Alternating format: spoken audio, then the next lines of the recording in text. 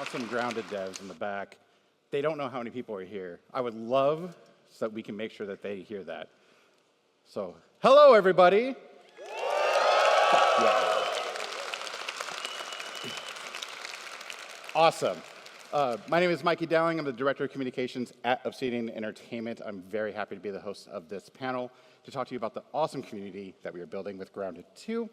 But let's introduce first producer on Grounded from Obsidian Entertainment, Miles Winsler. Let's hear it for him.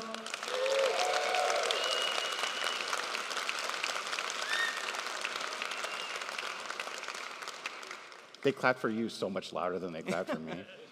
We also have game producer from Obsidian Entertainment, Taylor Kennedy.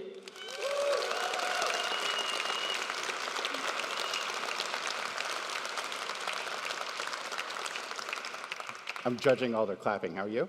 All right. And finally, we have creative director at Eidos Montreal, Justin Vasquez. Come on out, buddy.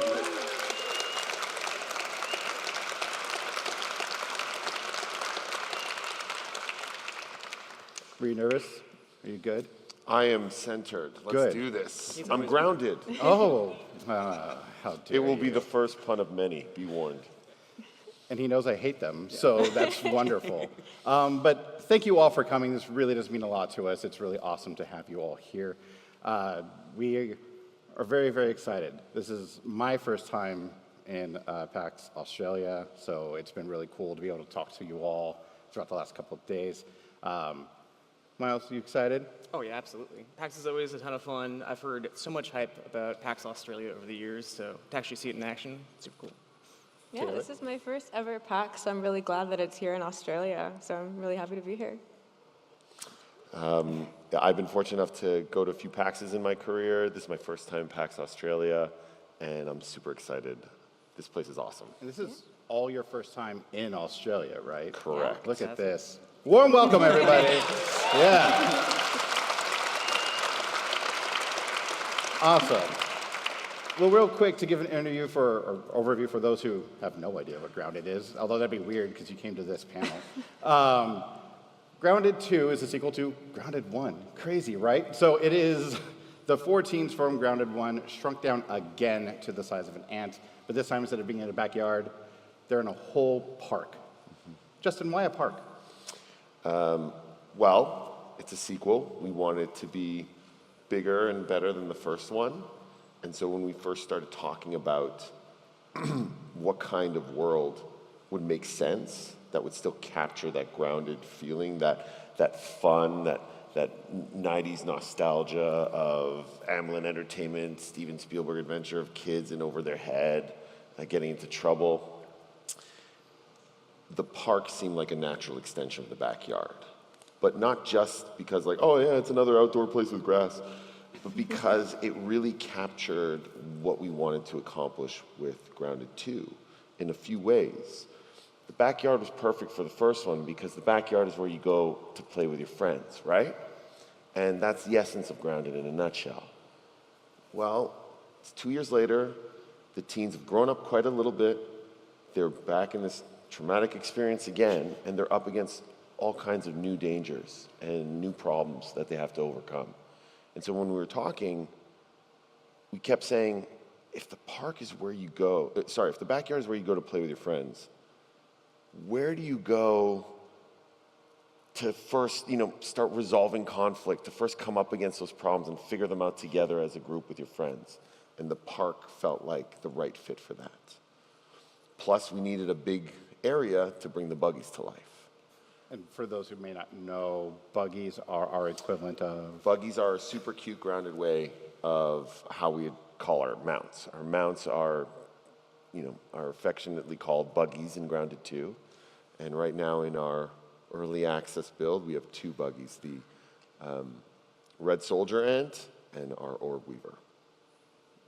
So Miles, you worked on the tail end of Grounded 1, so you kind of saw 1.3 to 1.4 and going to other platforms, and also just kind of the preamble building of the park. How was it coming on to that experience? Yeah, I mean, Grounded 1 was such a fleshed out and polished game just because of how much love went into it from the team, but also how much, constant conversation was being had with the players that played it, the community, going through the real gauntlet of early access and really listening to it. Getting to hear that from the original team, it makes sense, why that game turned out the way it did. Coming to Grounded 2 and having be more of a blank slate has been a really interesting contrast. I think Justin talked about the park being this place that had lots of possibility, and I think another part of that is also because, there's a ton of things that can happen in a park. You have a loose structure, the fences, you have like statues and certain elements like that, but there's so much that you can still fill in based on early access feedback. The park is a pretty nice, clean slate that way. And Taylor, you're brand new to Grounded. Yep, I just got here, yeah. What is it like coming to a project like this where you're also kind of having to face your fears? Because I know you don't really like bugs that much. No, although I'm growing to appreciate them more. I start to see spiders as cute instead of horrifying and disgusting. So we're working on it, yeah. Well, to kind of get us caught up on what's happened, so Grounded came out just a couple months ago. We're only really 2 months in, which is crazy. This is so much easier to see up there because it's so small there.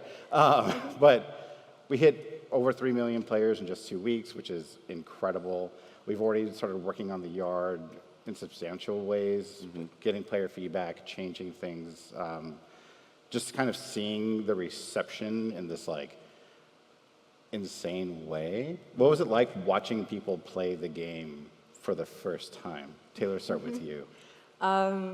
Well, having been completely new to the series, the franchise, it was really cool to see such an engaged community, and so many people from Grounded probably didn't expect at all that there was going to be a sequel, at least so quickly off the heels of the first one. So I got to see how surprised everybody was to see that we were making a sequel. And just like the wholesomeness of the community is so warm and so nice, and people were so like encouraging and exciting, and that was like a really warm welcome for me as somebody who was new to the team. So, yeah. I'm going to go on that real quick. I will say that my team is one who deals a lot with the community, and y'all are some of the nicest people on the planet. Yeah, can we get a round of applause for the Grounded Yeah, community? like, You guys, seriously, we love you've all you so been much. Very, very cool. Justin, I know you and I talk about this game a lot. Oh, do we?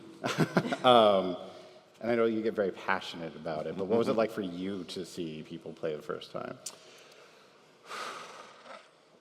Taylor mentioned that we're pretty sure the Grounded community wasn't expecting this so soon. And for us, what was a miracle was that we were able to keep this a secret right up until the announcement. That's super rare in the games industry. And to do it with this project that, Grounded had stopped development in 2024 and basically said, okay, that's it. We're done with supporting Grounded 1. And I think the whole community just was going through this grief period of like, it's really over. And us sitting there knowing that this was coming was really exciting. And being able to keep it a secret up until the announcement day was something really special, because we were able to watch people in real time find out that there was a Grounded 2, see gameplay, and then discover it was being released about a month later. And people's reactions lit a fire in our team. We were already super passionate, already super excited, but when we saw that response, we knew, okay, we got to deliver something that's going to exceed all expectations. And so going into the launch, we were confident with what we had.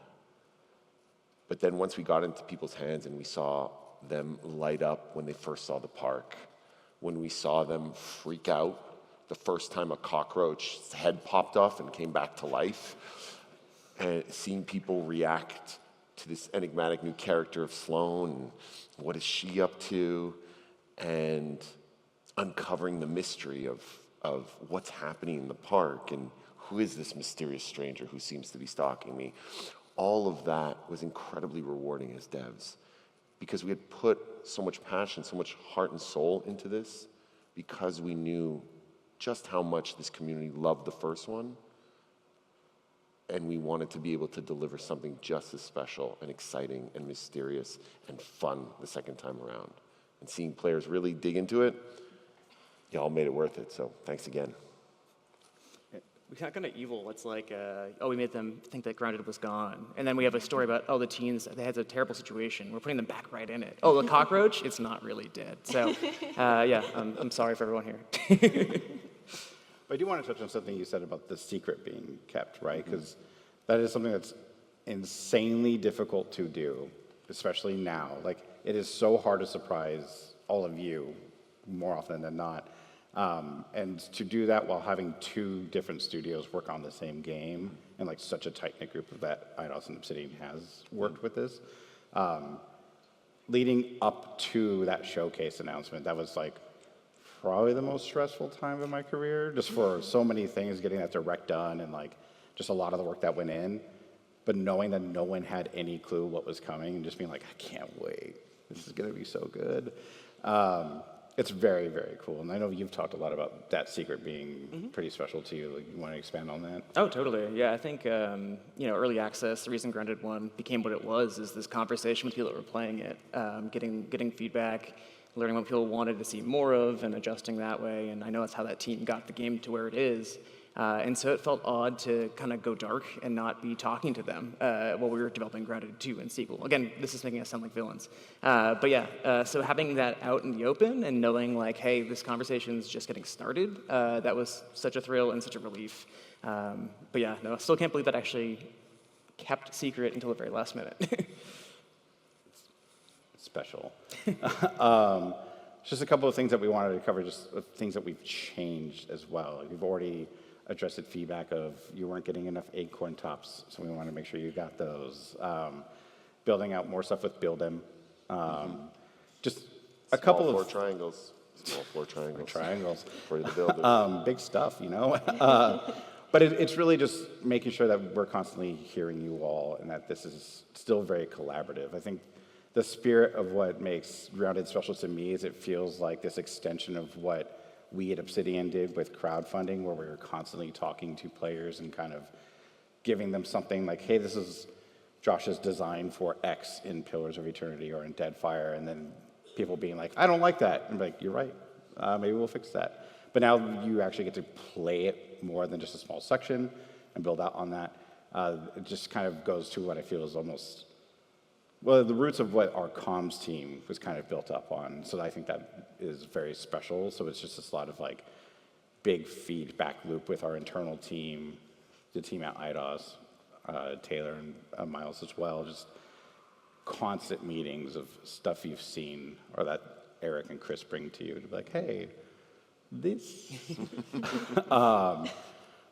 But Justin, you're mostly on the receiving end of how that's going to affect the game. Has there been something you've gotten back that you've been like, but we meant it to be designed this way, but the players clearly don't want it that way? Right. Do you have an example of something like that, or just something that you weren't expecting to get feedback so aggressively on, or something? Sure, I can think of a couple of things.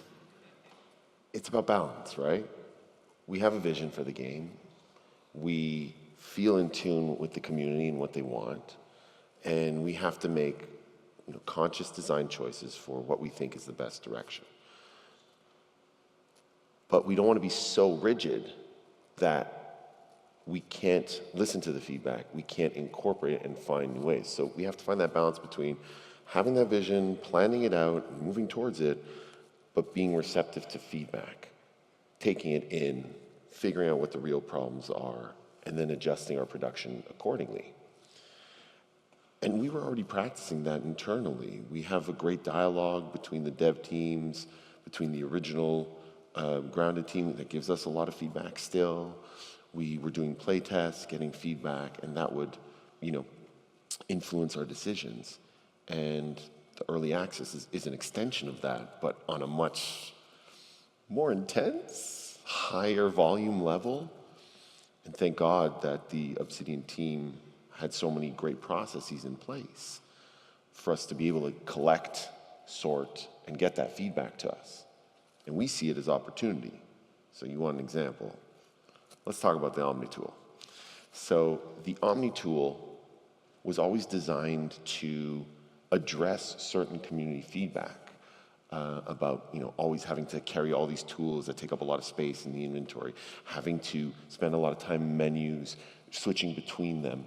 And so we saw a lot of quality of life opportunities with this feature.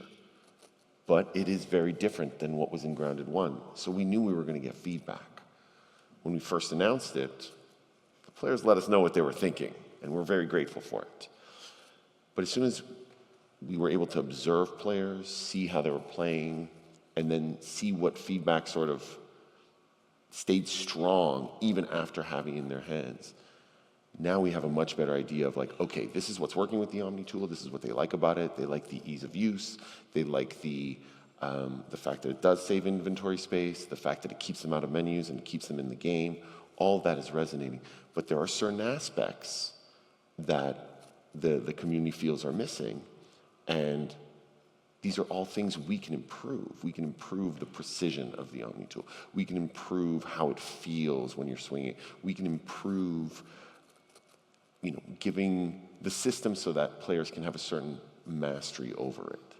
And now that we understand very clearly, hey, these are the problems that the community has with it, now we can do something about it. And we just have to adjust our production realities accordingly. Did that answer your question? Yeah, more than enough, actually. But Taylor, I know this is your first time kind of doing an early access project. Yeah. How is that feedback loop directly from a community change the way you're approaching production for the game and the stuff that you're working on? Yeah, it's really cool to have such a direct line of connection with people who play the game. We regularly, on a weekly basis, will look at the Discord suggestions and go through them, and it sets up the strangest conversations. I'm always so shocked that people are suggesting. My personal favorite is dung beetles. That was a really long conversation about do we put dung in the game? Is it harvestable? Is it a resource? Can you craft with it? So we're constantly talking about these things. And I think it's just it creates really fun conversations for us as devs. And being a producer at Obsidian, I think, and Miles can speak to this as well, is it's very hands-on, and I feel we get a big piece of the creative pie as well. So we're all pretty deeply involved with these conversations, and it feels like a back and forth with the community pretty often.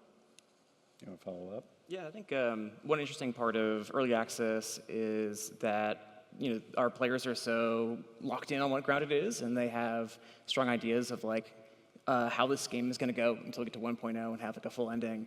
That they are jumping towards late game design ideas and everything because we already have a reference for that, and it's super cool. The hardest part is being all right, we're going to have to put that in our back pocket for a bit and see how things actually play out.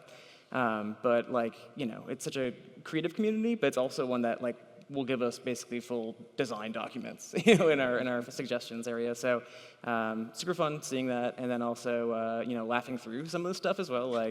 We get some suggestions that are oh, my friend is terrified of water and is terrified of ticks. And we're oh, we're gonna have an empathetic thing here, and it's can you please put a really scary, huge tick in an underwater level, and you have to go there, and you have to fight it, because my friend, I hate them, or whatever, it's so, it keeps it fun, too. It's not just it's all across the board, super creative community. That's mental.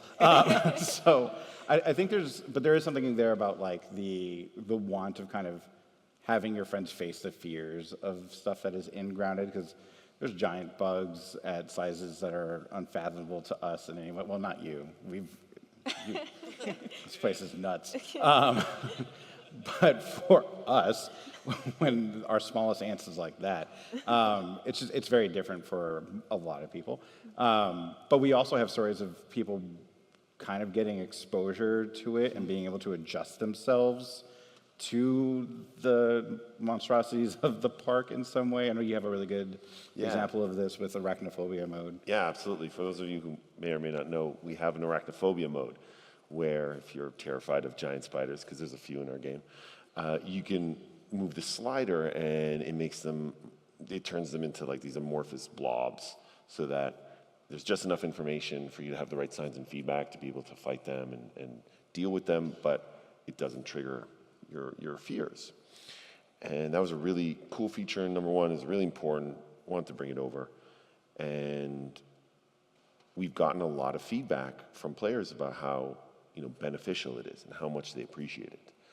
But none so much as the story where somebody wrote us and said, okay, I have terrible arachnophobia. I always have to put the slider at the max.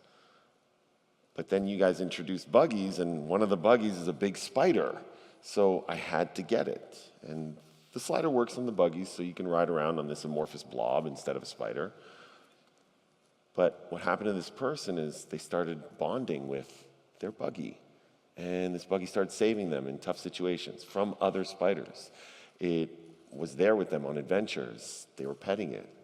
And over time, they started moving the slider a little bit more to the right because they wanted to see their friend. And now they've got all the way there. They're not scared of the other spiders because they know they have one in their corner.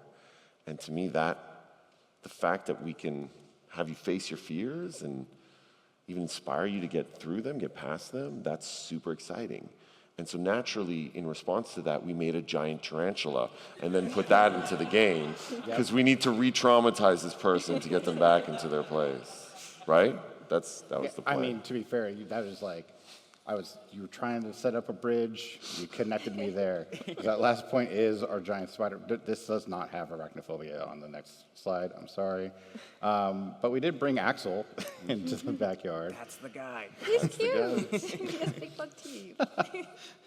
So was it last week? Time is weird now. Time is weird, yeah. What day is it? It's the 11th. So 11 days ago, we released a hairy and scary update that brought in the first park box, which is Axel. He's a giant tarantula. Probably the biggest enemy that's been in Grounded. Yes. Fightable, like actual combat-ready enemy that you can fight in Grounded, either in 1 or 2.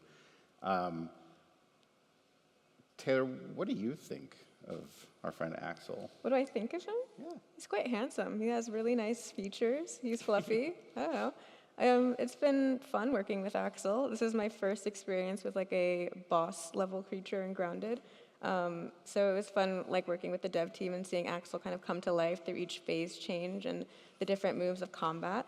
An exciting moment for me was when we developed I think we call it the Hungry Hippo move. That's correct. Yeah, where Axel kind of hides under a web and then he comes out and goes and like drags you back in, just murks you. So stuff like that is always super exciting to kind of experience for the first time and then know that we're going to share it with all of you.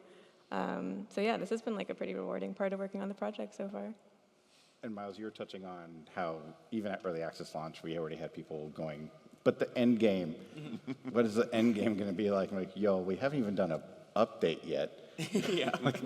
Let's start doing these things first and building on the yard, and this being the first thing that actually builds on in some way before getting to our winter, your summer update. How does it feel in this being like the initial step forward from early access? No, of course. I think, one thing that's a very clear intention for Grounded 2 is having these big measured updates so people can really see them for what they are, see the whole piece of it, and give feedback accordingly. So this is our, dipping our toe into the water for the first time. But it is funny in terms of like the progression side of it, of like, well, Axel's pretty big. Like we're hearing this from the community. Oh, Axel's pretty big. So that means like by the time we get to the end of the game, it's gonna be like 5 times bigger than that, and it's these giant like moving fortresses in people's mind's eye. But no, we're gonna keep them guessing. But so far it's been awesome just seeing people respond to the newness and also like the new expertise that members of Eidos are bringing as well on the kind of combat side and creature design side. So I think more than anything, we just wanted to like surprise folks with Grounded 2 coming out, get them familiar and comfortable, and then to start pushing the envelope on stuff. Mm-hmm. Justin, is there anything you want to add as well? Tons, but I'll keep it short. Axel was a really big opportunity for us because we knew we had to match the community and the players' expectations of what a park boss is in Grounded 2. We had big shoes to fill. Such amazing backyard bosses in the first game with the Mantis and the Broodmother and the infected Broodmother. And we knew that we wanted to have that kind of experience in the park, but Now that you have a buggy, now that you have a big creature riding along with you, the definition of what's big and scary has changed. And so we knew we had to, go big or go home. And it just felt like a natural fit to start with the tarantula and really lean into that creature feature, 1950s scary movie, giant monster that you're fighting feel. And this is where, you're right, it was a really great collaboration between the studios in terms of all of our expertise. Yes, the combat designers from Eidos Montreal revamped the system and, introduced the rock, paper, scissors aspect to the combat, the dodge, and all these new verbs and all of this new dance. And all of that is present in the Axel boss fight. But the Grounded 1 team has made some amazing boss fights, including the Infected Broodmother. And so, coming in and reviewing it together and getting that feedback and getting that expertise from the team and saying, this is what works, this is what doesn't, this is what, we learned from making all of these amazing bosses in the first one, being able to apply that immediately into the game, well, it resulted in what we think is a pretty special experience and is already setting the bar pretty high for, all park bosses to come. Yeah, that's usually you want to go lower so you can knock expectations out later, but you just... Pressure makes diamonds, man. There you go. That's what I want. Who here has actually faced Axel or even seen him? Nice. So there's a lot of people who haven't seen him yet. Thank God, because we brought a trailer. It'd be really awkward if you're like, fuck that again. So anyway, let's check out Axel in action.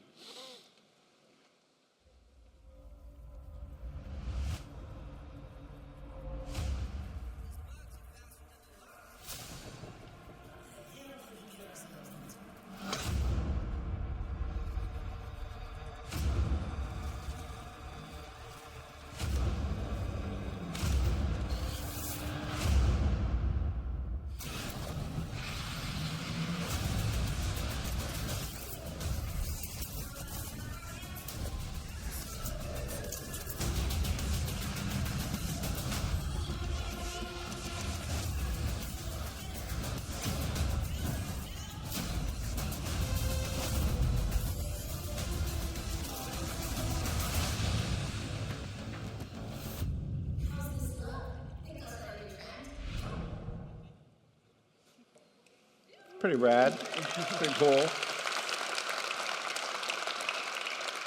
I also really like the Axel armor showcase at the end, plus the throne. The Conan the Barbarian throne? Yeah. Good pose. So not only with Axel, well, I guess not only with Axel, but Axel kind of went day before October. October also brings in our first seasonal time in Grounded 2, which brings us to being able to change our title screen into our cool October spoopy time screen, which is funny because on the next slide I almost put spoopy up there, but I was like, I don't know if they know that. In Grounded 1, we started doing kind of seasonal events where stuff kind of pops up in, well, we started doing them a lot more towards the end, but we initially started with Halloween and Christmas. Halloween's here. It just felt like the right time to do it. Justin, was there anything that special you were thinking of going into these like event months for the team, like things you wanted to do, or maybe some future tidbit plans you want for the next few? You bet, but it's probably not going to be what y'all want to hear about. There's all these cool features and this cool content, but personally, I like the little touches. And for me, the thing that made me the happiest was our sound design team really went to town with the new spooky ambiances. They did all of this really spooky, like, those like cliche haunted house sounds that you want to hear. Well, at nighttime, when the sun goes down, you hear all of that around you. And for a game that already has more than a heaping teaspoon of terror in it, giving it that fun house, haunted house feel to it through the ambiance, hearing all of these new things that sound terrifying, it warms my heart that we're going to scare a whole bunch of people. This is me.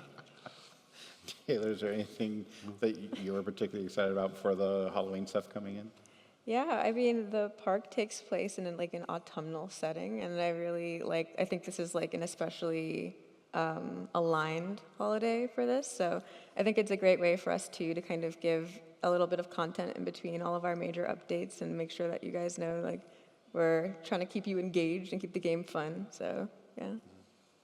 And Miles, I know that earlier we were talking about a very fun bug that we wish we could just make timely for October. It's not going to happen. Maybe. We got to convince him throughout this weekend. This guy hates fun. Absolutely abhors it. If you want to explain what that is, just I think it's a fun story. Oh no, it's like I think a lot of folks saw it online or experienced it in the game where you had a wolf spider and suddenly it turned into this Lovecraftian horror of a million limbs just emerging and spewing everywhere. And yeah, it was one of those ones where it was fixed and we're like, I'm gonna miss it. It should come back for Halloween. but yeah, that's a big one. That and Pete's head in my the back God. of his That should never Pete's get face. fixed. I've never seen that. It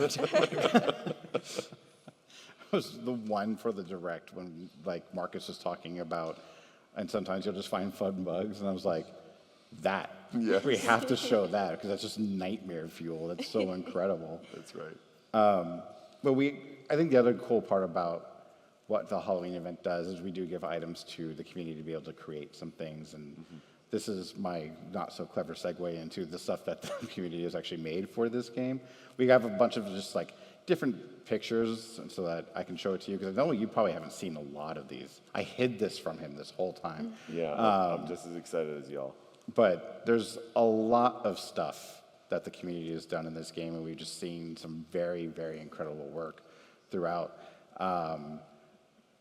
We're not going to comment on these, but this is just enjoyable stuff. But like right away, somebody just decided to make a jack-o'-lantern base.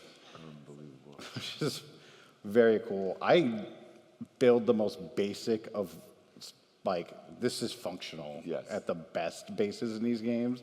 And so seeing our community be able to take this is wild. But that kind of segues us into, this also came out with Axel stuff. So we have a whole base made to look like Axel, which... Love the little mustache. It's very good. It's Burgle-esque, if you might say.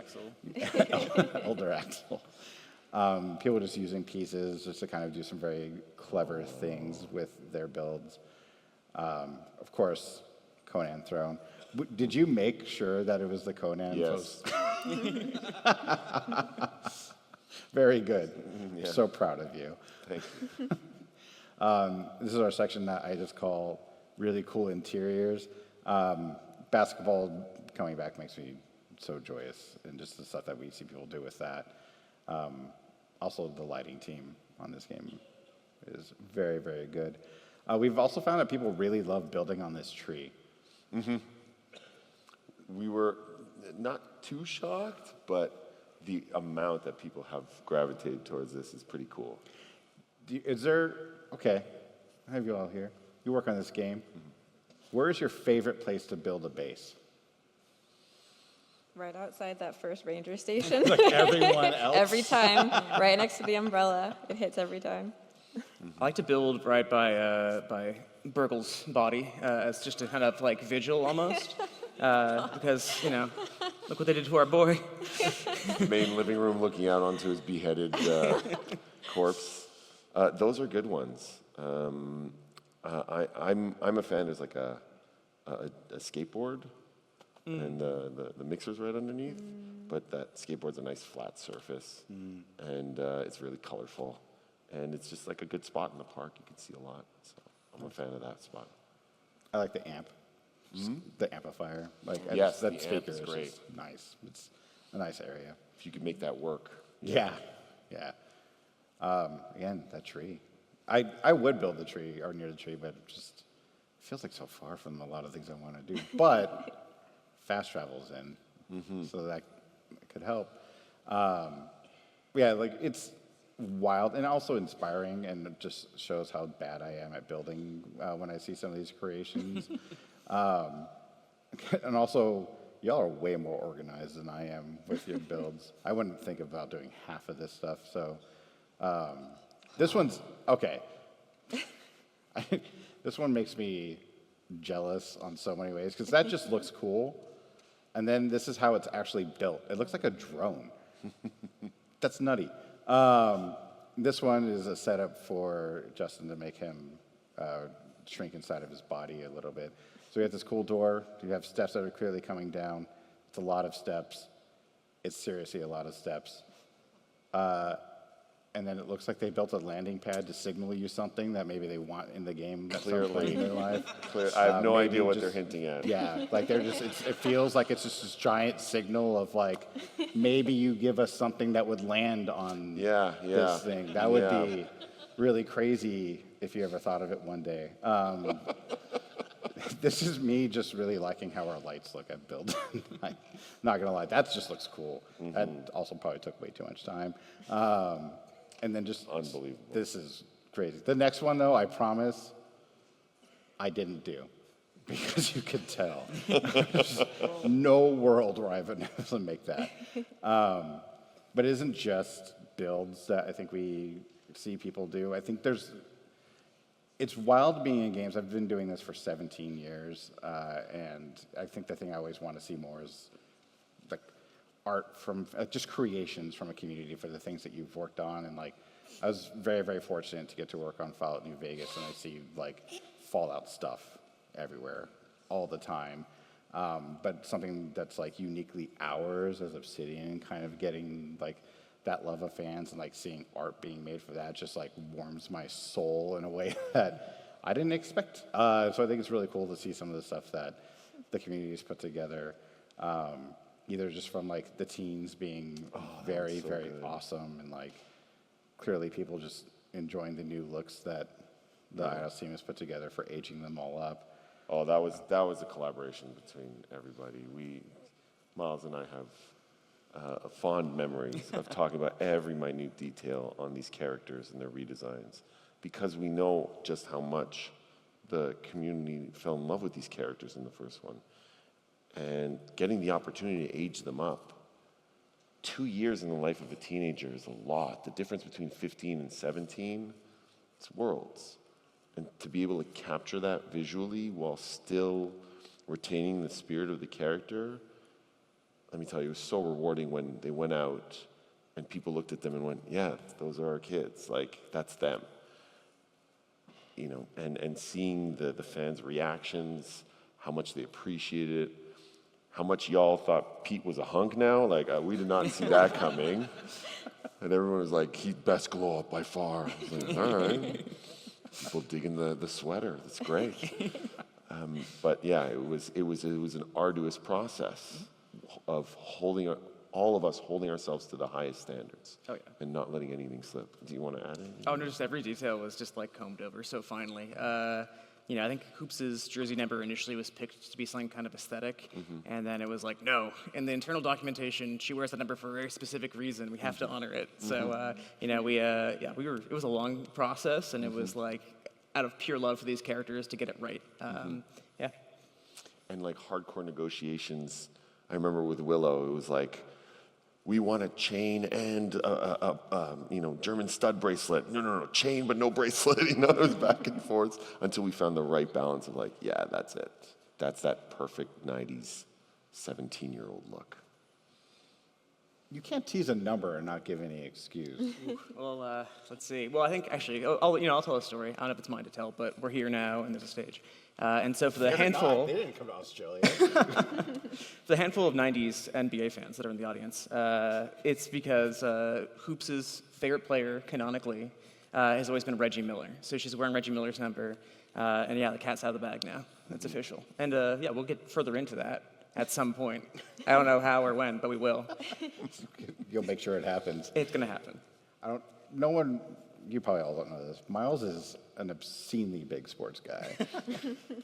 Like you've worked on more sports games than you have probably RPGs at this point. I think sports games can be RPGs at the same time if you really get down to it. So. Brother, I got a game for you. I think there's a lot of, I think the one thing I really like about Grounded in general, to kind of tangent this a little bit more because we have plenty of time, is Grounded isn't really a game that's made by like one creative director, right? Like we all kind of have something that we can add, even on the comm side, can add into just go like, oh, this would be cool if, or this is an idea that I had, or this is how I see things working. Because I think you all trust in everyone that's on the team ability to know what a good game is, and we're all kind of making it together. Like Terry, do you have examples of that, like where you're just like, I kind of want this to work this way, can we talk about it? Yeah, definitely during the axle design, I felt very passionate about like certain things just because I had grown up playing a lot of Super Mario games, and like I was thinking about one of my favorite boss fights, which is in Super Mario Sunshine, where you're fighting, I forget what the giant squid's name is, but you're like ripping it limb from limb. It's horrible, and then you like rip its mouth off and it like explodes or something like that. And I was like really passionate about like making sure that when we attack Axel, because he has 8 legs, that it feels really good to hit each one of those legs. I'm not evil and horrible, I promise, but I really... It's just good game design. Right? Yeah, it's just fun. It's satisfying. And so it's fun to like, you know, get really passionate and geeked out about those small details that really make a difference. Miles, you have something like that? I was actually just